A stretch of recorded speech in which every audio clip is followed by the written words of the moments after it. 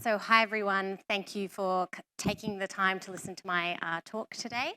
Very excited to tell you more about how we're building strategic partnerships at Vanta. Excited to also tell you more about Vanta and kind of the industry that we're working within, which I believe to be quite niche. And niche industries are something that I'm quite passionate about. So I'll just dive right into it. Oh, perfect. So this is me, Lauren, right now running the partnerships team at Vanta. As previously said, when I started, the team was quite small. It's a lot bigger now, and we're doing a lot of really great things, everything from referral to reseller to strategic partnerships. And I've had the pleasure of building all of that from scratch.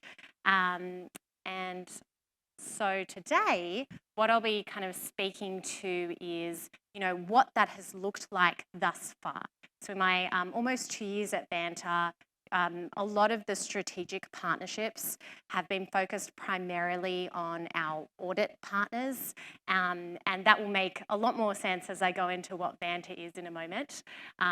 But kind of the agenda for today is laying the foundations of partnerships.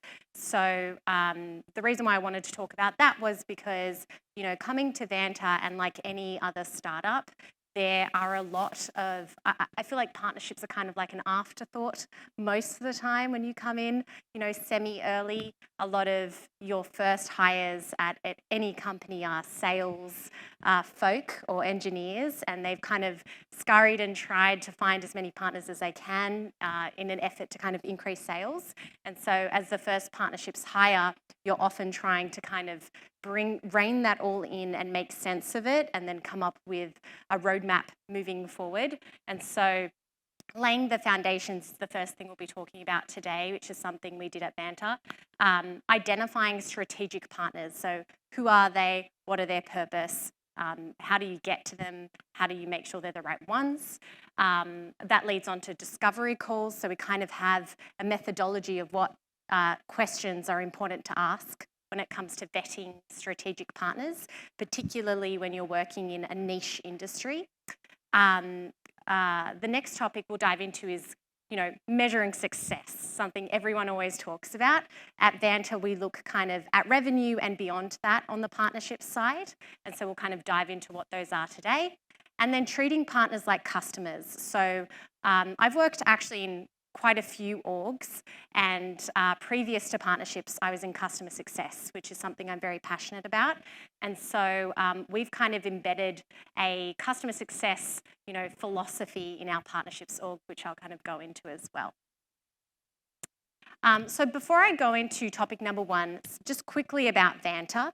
So we're a compliance automation platform, and what we're built for is to help companies achieve compliance standards such as SOC 2 and ISO 27001, which I'm sure a few of you have probably heard about. And we help companies get these certifications very quickly. So generally in weeks instead of months.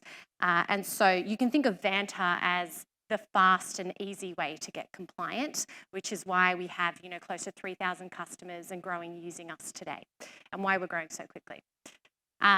So partnerships is kind of at the core of what we do. Our auditor partners mean everything to us. They sign off on a lot of these reports. And so it was important for us to take strategic partnerships very seriously at Vanta and do it right. So foundations were everything. When working in a niche, and especially in the compliance industry, one of the things that we had to focus on was deeply understanding our niche, so the compliance industry. What that meant was knowing exactly what is going on in compliance. What are audit firms thinking about? What other players are there in the compliance space? What other partners are kind of navigating in this space, and why do they exist? Kind of doing that is imperative to then understanding who your complementary partners are. So outside of auditors for Vanta, we were trying to think about, who are the other partners that are important from a strategic standpoint to our customers. The second kind of thing here that we had to do in our foundational process was understanding the life cycle of our customer. So when do auditors come into play? Does that happen at the same time customers come to Vanta? Does it happen after? Does it happen before? And then, who else are they working with or looking for outside of Vanta and outside of our audit partners that are still related to security and compliance? So for Vanta, we had to think about what are the complementary solutions that are important or sometimes, you have to do when you're getting something like a SOC 2 report or an ISO report. And so things like, background checks, pen testing, services like that kind of then started to come into play there. The third point here is identify when exactly a customer needs what. So for Vanta, does Vanta come in when they need a SOC 2 report yesterday? Is it when they need it in 3 months? Is it when they need it next year? Is it when they've just incorporated? So kind of understanding that kind of puts into perspective where we sit, and then that's when we can figure out, what other partners sit in the same spot or sit before then or after that. And then lastly, all of those first 3 points kind of helped us determine the category of partners that we could then go out and look for. So identifying strategic partners. Now at Vanta, what we've done here is kind of used 2 different flows, I suppose, and a lot of these, both of these are done from a research standpoint, and I feel like we're always researching on the partner team. The space is changing and growing all the time. Compliance is always moving, and new regulations are always coming out, so it's important to treat everything from a research standpoint. So, kind of typical sales funnels here, outbound and inbound. Through the kind of outbound research we did in the foundational process, we had a really good idea of who we can just reach out to in a cold manner via email, via calls, and who could we maybe set up initial partnerships with or just learn about, more about the space that they're in. So part of this meant asking very pointed questions that would help us validate our assumptions. And, doing a lot of this also helped us kind of guide us to the right partners if we went to the wrong ones. So, again, kind of when you're working in a niche, it's important to research everything and take everything on as research and really finesse, exactly who your strategic partners are via that research. And then inbound research, and I think this was actually mentioned in a talk yesterday, which was great. So leaning in on your existing customers. They're often already working with other partners. They've often kind of figured it out already in a scrappy way. So what we did was worked with our legacy customers, asked them who they're working with. We leaned in on our customer success team and we asked them, what kind of introductions are you being asked for outside of Vanta by our customers? And then getting in touch with those folks via warm intros through our customers was a great way to get our first few strategic partners.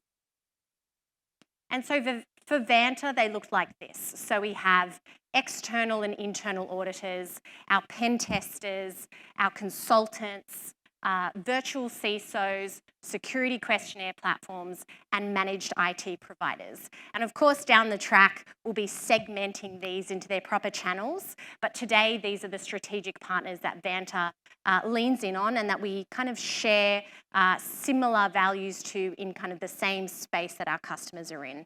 And of course, our auditors are the core of our core strategic partners, and so a lot of our work has been done around them and is continuing to be done around them.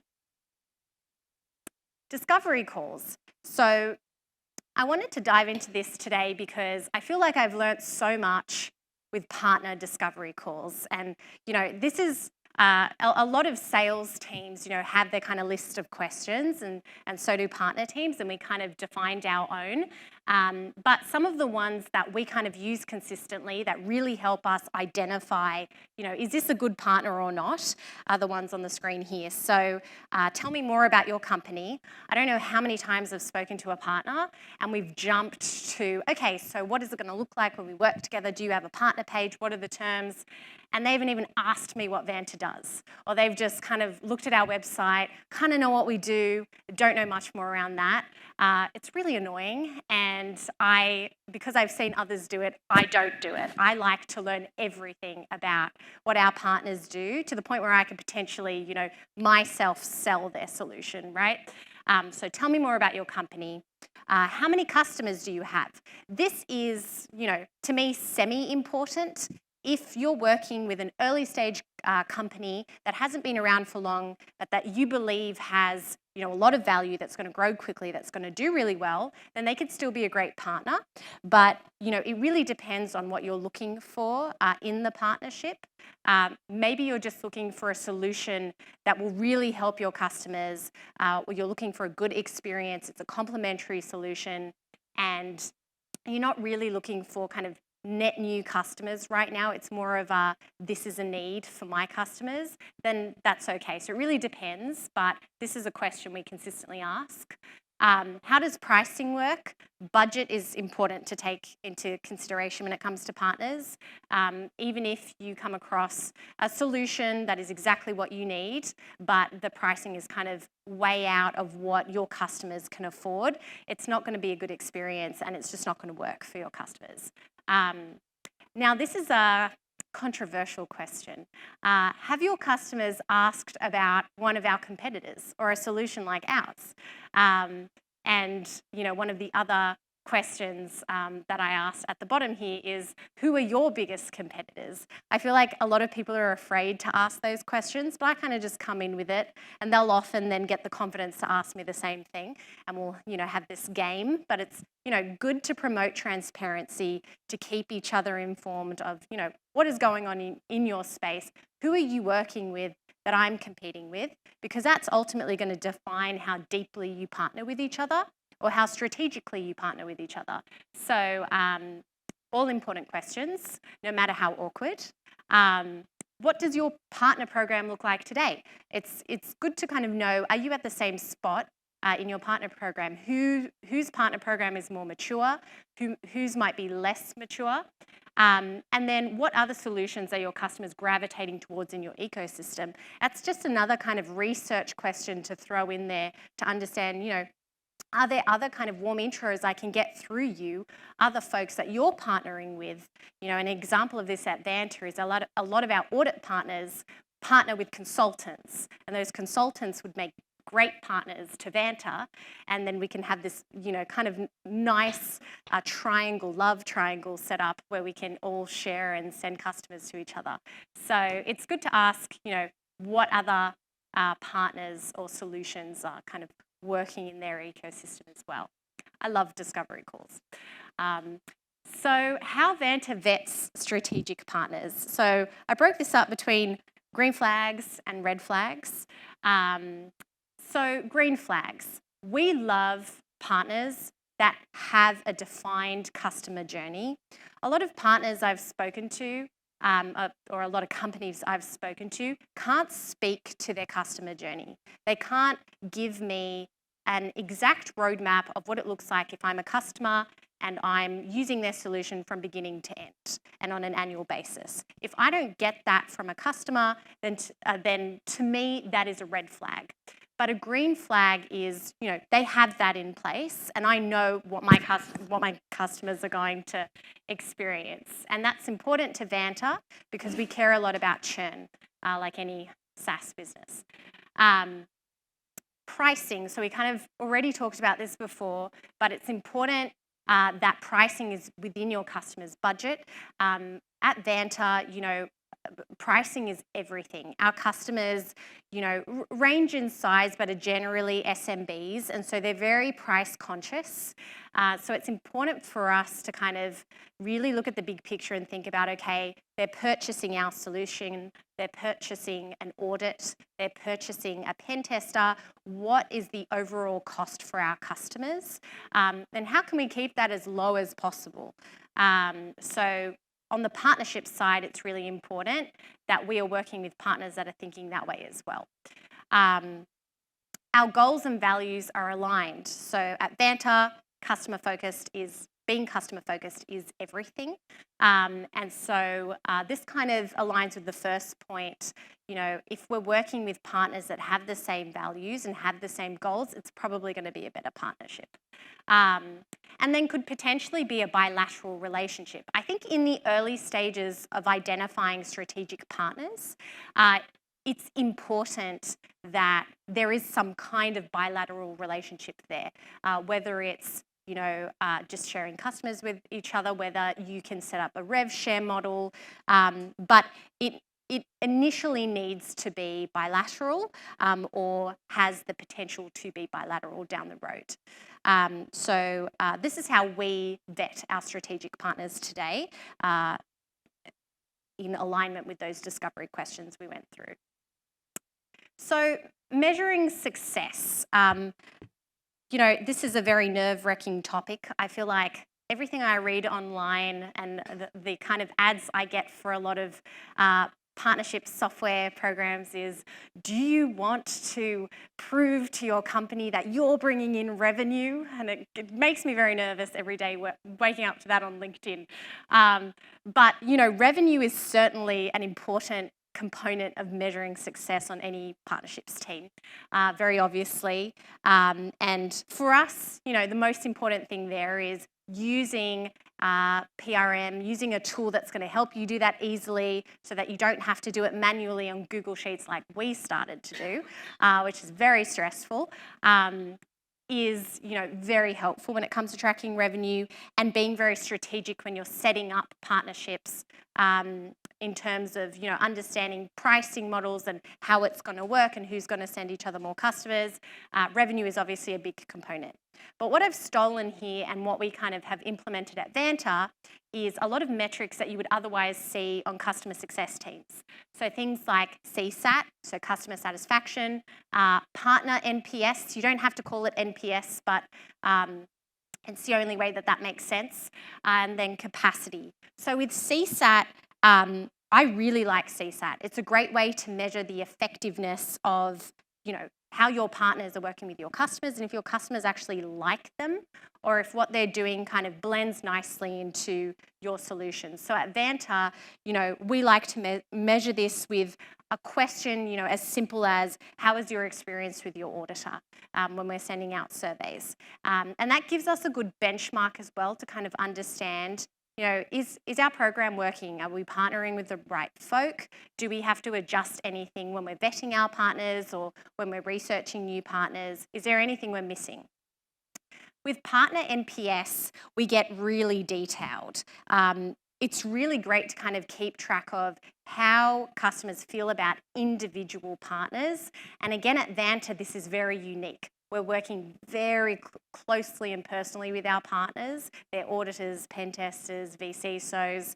And so understanding exactly how a customer feels about a specific partner when that customer bought the service through Vanta or when that customer bought the service outside of Vanta and then partnered with Vanta. So we get really into the nitty-gritty of partner NPS, but this feeds into our OKRs every quarter, and we like to kind of measure how is X partner doing this quarter and what is our goal for next quarter if we want to invest in them more deeply.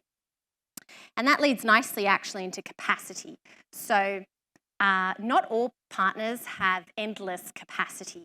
When you find a really great partner and you like to throw all your leads at them, sometimes that can lower the quality of the service they're providing to your customers. And so we like to measure capacity across all of our partners. And the reason why this is important at Vanta is because auditors, generally will kind of tell us, okay, we can't take any more, no more please. We'll be ready in another 3 months to take more leads. And that can really, screw things up. So we generally like to measure, okay, how many leads do we want to send to all of our partners, or maybe these 5 partners, or these 6 partners this quarter? Who do we like the most? Who is doing well NPS-wise? Who is doing well CSAT-wise? Who do we want to invest in? How can we make sure that we're not reaching that limit for that partner so we can consistently send them leads? So that's kind of how we measure success across our strategic partners. And then last but not least, one of my favourite kind of things to live by is treating partners like customers. And actually yesterday someone said the opposite and I was like, oh no. But I think this is different at every company, right? And at least at Vanta, this works really, really well. So some of the ways that we like to treat our strategic partners like customers is meeting regularly to review achievements and goals. This isn't uncommon in the partnerships world, but holding things like quarterly QBRs for a short amount of time, being cognizant of each other's time. I just wanted to put that out there because I've had very long QBRs in the past. Enablement is huge. I feel like investing in enablement with your partners, as you would if you were training your customer to use your platform or solution, is very important. Building onboarding in the exact same way you would build it for a customer is very important. Ease of accessibility and communication. So if you are on a customer success team and you have a book of business, you want to be as available as possible for those customers and you want them to know how to get in touch with you. You should be doing this for your partners as well in a very structured way, and you should always be available to them. Getting involved in the industry. So showing your partners that you're interested in the same things, and in the compliance world, you can imagine how interesting this is for us. So going to industry conferences, going to security-specific conferences. We're attending actually ISACA next week for the first time in New Orleans, but showing them that we're appearing in the same spaces, we care about what you're doing and what you're doing for our customers is very important, and you would do this for your customers as well. You would take interest in what they're selling and what they're doing, and we often celebrate our customers on social media, right? So you would do the same for your partners. And then moments of delight stolen directly from customer success. So always showing them how much you appreciate them. We send our partners cards every holidays. I've received a couple of bottles of wine, I'm not going to say no to, from our partners. I've sent those back to them, and they're just like moments of delight that really nurture the partnership and keep it alive and keep you working closely together. So just some takeaways. 1, spend time on your partnership foundations. If you're entering a young company, there's probably a lot of scrappy, informal partnerships that are kind of in the ether living that you don't know about, that you kind of hear about every now and then. Try and start from the bottom, rein them all in and build that up from scratch. That's really worked well for us at Vanta. Categorizing strategic partners, so understanding what are my categories, what are my themes, and where do they fit in my customer's journey? Am I throwing them all at my customer at once? Am I doing it later in their life cycle at, my company? So really understanding that well is important. Identifying your first key strategic partners via your customers, legacy customers are great, and via research. So doing everything kind of from a research perspective is important. And then creating several avenues of measuring success, not just revenue. Showing the company that you're contributing to lowering churn, things like that, helping at renewals. Those are all very important metrics, especially in SaaS. And treating your strategic partners just like you would be treating your customers. Seems like an obvious, but we often do it differently. So kind of being consistent across the board is very important. So I hope this was useful. If you'd like to learn more about Vanta, we have a booth just outside, or you can connect with me at my email there. Good luck spelling my Italian last name, but there it is. Thank you so much. Thanks a lot, Laura. It was a great session. So I want to open up for a few questions. We have about 4 minutes, so we'll take about 2 to 3 questions. Anyone has any questions here? Yeah, the last.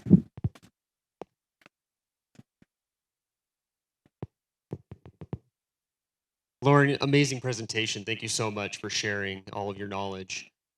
When you talk about the QBRs that you're doing, and you made a very specific call out of the timing and the importance of making sure that you don't impinge too much on the time of the partner. You mentioned 15 to 30 minutes. Yep. What topics are you specifically covering in that short a period of time that are really helping you understand the partner's strategic initiatives or what that focus is? Yeah, that's a really good question. So the reason why I really like short QBRs is because I feel like sometimes they can get a bit fluffy, and I've been in a few ambiguous, fluffy QBRs before.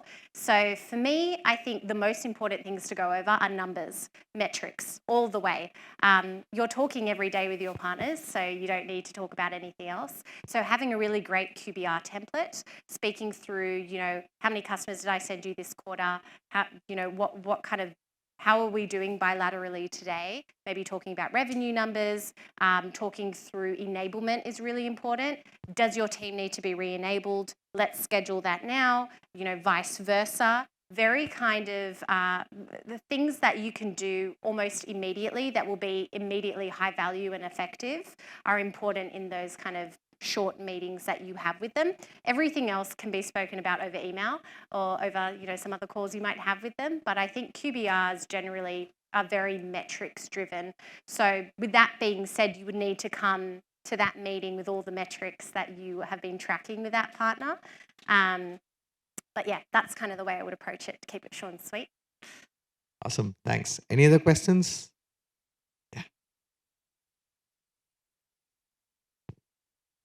All right, thanks, Lauren, for the great presentation as well. One of the things that you touched on, and it was very brief, but I want to ask a little bit more about, is actually you said a lot about updating partners when it comes to like product updates and things like that, just like you do with customers. Now, if I work for SAP, it's a big company. I think a lot of people work in similar organizations where, we deal with situations where what our partners need to utilize in our products is slightly different than our customers. So how have you balanced figuring out when do we make certain things available in terms of education to partners versus when we do this to customers? What's been your recommendation in terms of what you've seen working, having, a conjoined stream in terms of what you do with product updates for partners and customers, and what works better doing separately? Yeah, that's really good. So this has been really top of mind for us. We actually designed a partner-specific newsletter for product updates to our partners.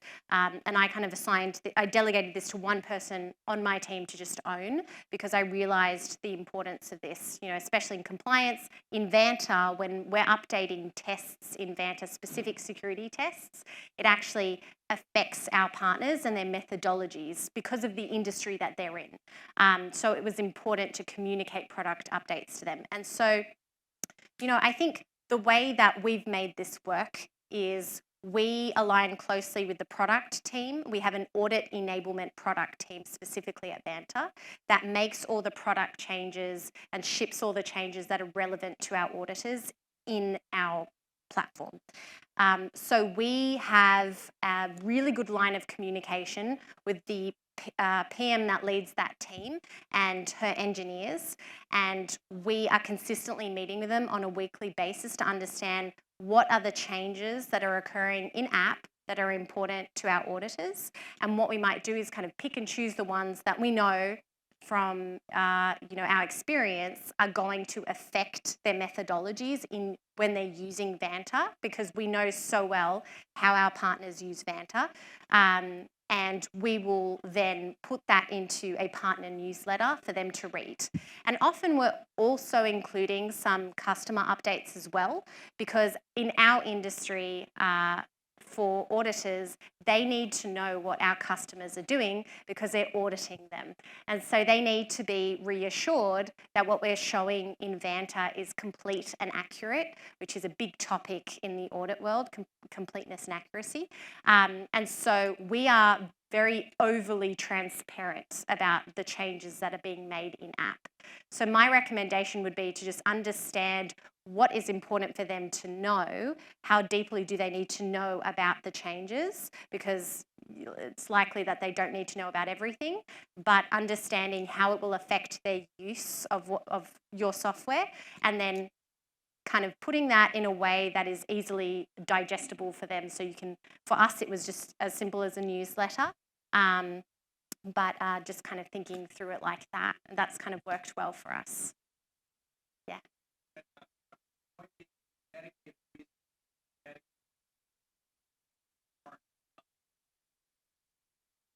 Correct. Yeah. Thank you for the summary.